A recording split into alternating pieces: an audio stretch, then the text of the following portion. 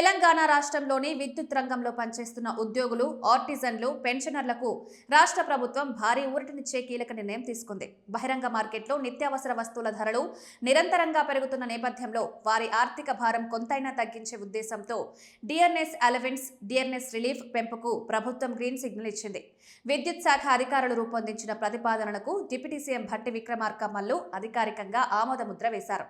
ఈ నిర్ణయం ప్రకారం డిఆర్ను 17.651% ఖరారు చేశారు.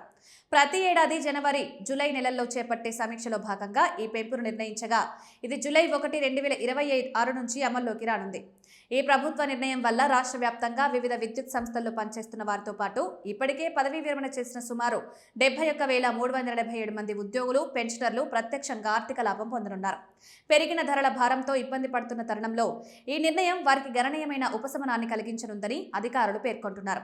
సంస్థల వారీగా లబ్ధిదారుల వివరాలు పరిశీలిస్తే తెలంగాణ ట్రాన్స్మిషన్ కార్పొరేషన్ పరిధిలో 3,036 మంది ఉద్యోగులు, 3,769 మంది ఆర్టిజన్లు, 2,446 మంది పెన్షనర్లు కలిపి మొత్తం 9,251 మందికి ఈ డిఏ పెంపు ప్రయోజనం అందనుంది.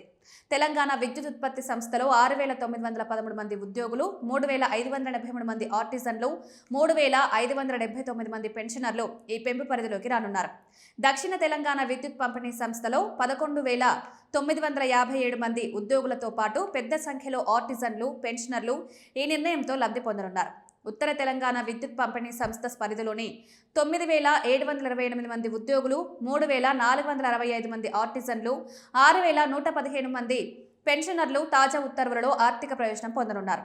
ప్రభుత్వం తీసుకున్న ఈ నిర్ణయం పట్ల విద్యుత్ ఉద్యోగ సంఘాలు హర్షం వ్యక్తం చేస్తున్నాయి. ధరల పెరుగుదలతో జీవన వ్యయం అధికమవుతున్న సమయంలో డిఆర్ పెంపు ఉద్యోగులు, పెన్షనర్లకు మానసిక భరోసాతో పాటు ఆర్థిక స్థిరత్వాన్ని కల్పిస్తుందని సంఘాలు నేతలు అభిప్రాయపడుతున్నారు. ప్రభుత్వ నిర్ణయం వల్ల ఉద్యోగుల్లో ఉత్సాహం పెరిగిందని, విద్యుత్ రంగంలో పని సామర్థ్యం మరింత మెరుగుపడుతుందని వారు పేర్కొన్నారు.